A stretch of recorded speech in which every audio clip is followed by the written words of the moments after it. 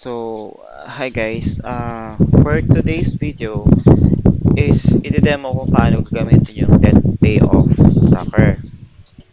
Wag kayo malito ha kasi yung loan tracker is yun yung may mga interest, ganyan.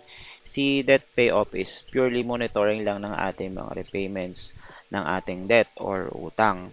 So, it depends na inyo kung ilalagay nyo na mismo yung principal and then total interest. So, mas maganda kasi ano, um, for payment na lang kayo kung fix ha. Ganun.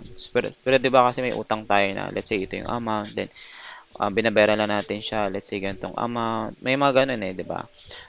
Ganitong amount lang and then buo may ganun. Okay. So, kapag bumili kayo ng tracker na ito is ang file is isi-send sa inyo ng Rocket PH. So, kung hindi nyo siya ma-receive sa primary folder ninyo, tignan nyo siya sa spam or sa junk folder. Baka nandoon. Kung wala, is kontakin nyo lang ako sa aking social media, Lawrence Laudanio Digital, tsaka sa TikTok. Ganun din, same lang. Or through email, uh, laudaniolawrence@gmail.com. Yan, ilalagay ko na lang din sa baba. Or doon, pwede rin naman sa Rocket PH. Pwede nyo ako i-chat doon. Tapos ito yung una agad na bubungad sa inyo. It is important to read the readme first and how to use sheet kasi ito yung pinaka-importante para hindi kayo malito or masira yung template. Yan. Hindi ko na siya nilock kasi medyo marami-rami. Ganun. So, i-follow nyo na lang yung paano siya gagamitin. Okay? Sa readme first, simple lang naman is um, thank you thank you for purchasing my date.payout tracker. For your privacy, it is important to create your own copy of this file. Bakit? Kasi para na rin sa privacy ninyo and kayo na lang makakakita nun. Okay? Hindi wala na akong access doon. Once kasi na nakapag-create kayo ng copy, inyo na yon. Okay? So, ito, paano siya i-copy kapag gamit natin yung smartphone. So, be sure dapat na may Google Sheet app kayo. Kung wala, download mo na kayo sa Play Store o kaya sa App Store. And then, ganito yung icon niya. And then, i-click nyo yun siya. And then, let's say ito yung debt payoff tracker. Click nyo yung 3 dots and then make a copy. Kapag nasa computer naman, mas simple lang. So, i-visit nyo lang yung link and then click nyo yung file and then make a copy. So, yun na. And then, so let's say nakapag-create na kayo ng copy, yung copy na yun, yun ang i-edit ninyo. So, ito na yung how to use. Basahin nyo to. Please revise only the parts highlighted with red rectangles. Ito mga red rectangles na to, ito na yung i-edit natin or yung i-input. Yan. Ito mga yan. So, pansinin nyo ito. Ito yung mga wala kasi may mga formulas yan. So, yan siya. So, go na tayo sa pinaka-tracker mismo. Yan. Ito yung pinaka-tracker.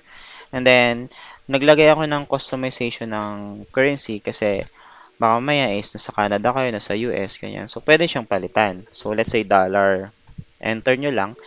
And then, mapapalitan lahat. Ito yung ating, ito, napansin nyo nagpalit na siya. Magiging dollar na yan siya.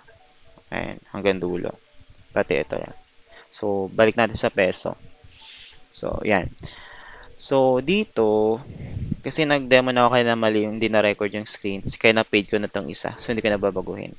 So, ito yung sinample ko nung una. So, dito tayo magsasample sa pangalawa. So, explain ko lang yung overview.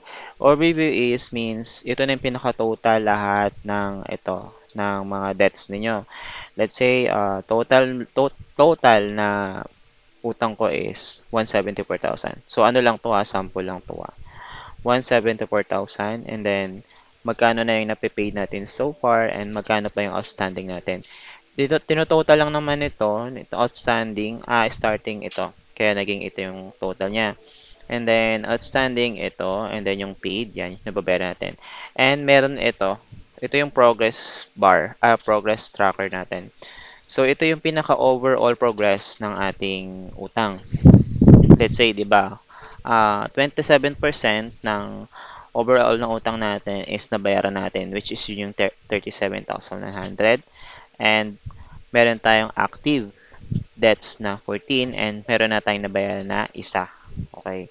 And then dito naman sa baba is graphics or charts ng ating debts. So, pansin niyo si G-Games kasi paid na siya, kaya pantay na yung red and tsaka blue. So, dito nyo rin makikita at a glance na yung pinakamalaki kong utang is si Maya. So, makikita nyo naman, di ba? Ayan. Yung pinakamaliit kong utang is si 4, debt 4. So, yun. Okay. So, sa S-loan tayo. So, para lang makita nyo yung actual na paano siya ginagamit, papalitan ko siya ngayon ng S-loan, Shopee, SPay later na lang. Or kung ano man. Kasi may interest to. Pero sample lang naman to. Yan. So, SPay later. And then, mapapalitan na yun dito. Ma-update yan siya. And then, magkano yung SPay later natin? Let's say, hindi natin umutang. More on repayment na lang tayo. Pay off na lang tayo. Sabi natin 15,000.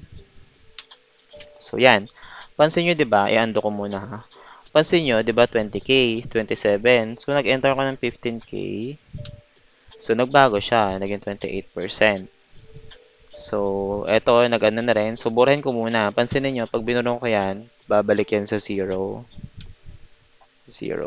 And then, mawawala yung balance. Okay, 0 na, and then, nag-0% paid tayo. Okay? And then, outstanding is 15,000.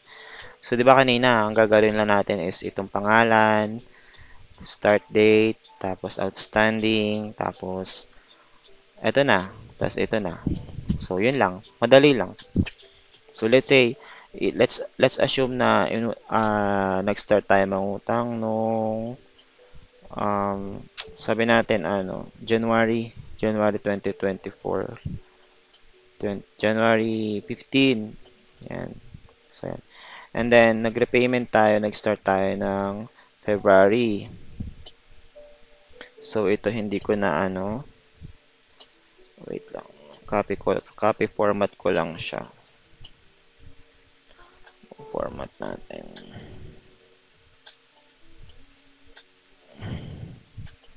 Ito guys is ginawa ko is 360 months siya or parang repayments. So sobrang dami na nun. Parang hindi nyo na rin maaabot hanggang baba. Para lang kung matagal nyo siyang babayaran, ganyan. Ginawa ko ng 360.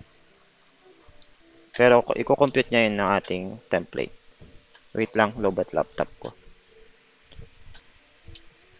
Ayan. So, ito wala rin palang date. Ito may date na.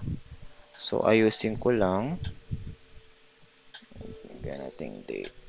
Hindi. Ay, mali. Oh my God. Kakaisa man tong mouse na to pag lobat. Ayan. So, i-double click nyo na lang to, yung mga yan, para mag-insert ng date.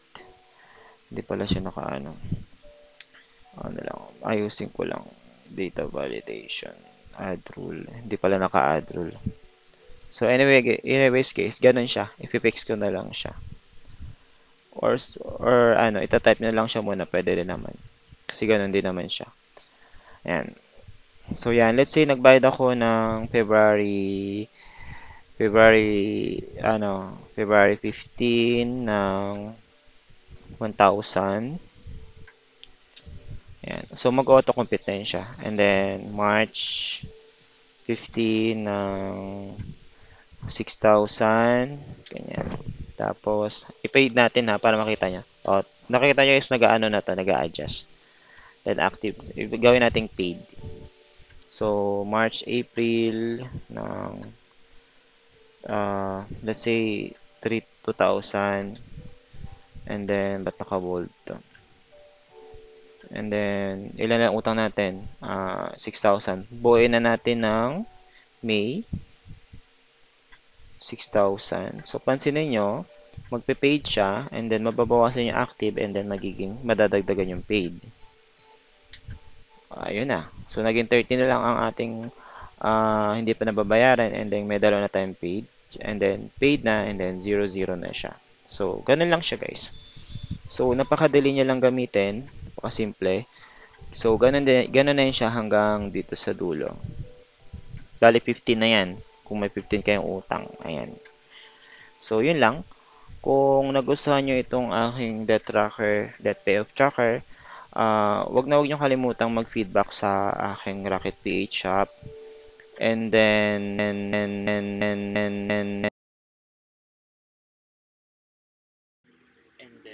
tawag dito. And then, um, ayun lang. Kung may tanong lang kayo, kung may clarifications, contact nyo lang ako sa social media. Lawrence Laldoño Digital by email o kaya sa TikTok. Okay guys, kung nakatulong, then give a feedback sa Rocket PH. And then, share this video, ayan, mention someone na kailangan nitong death pay of tracker. And good night. Yun lang. God bless. And sana ma-manifest natin yung 2025 na mabayaran natin lahat ng utang natin. Okay?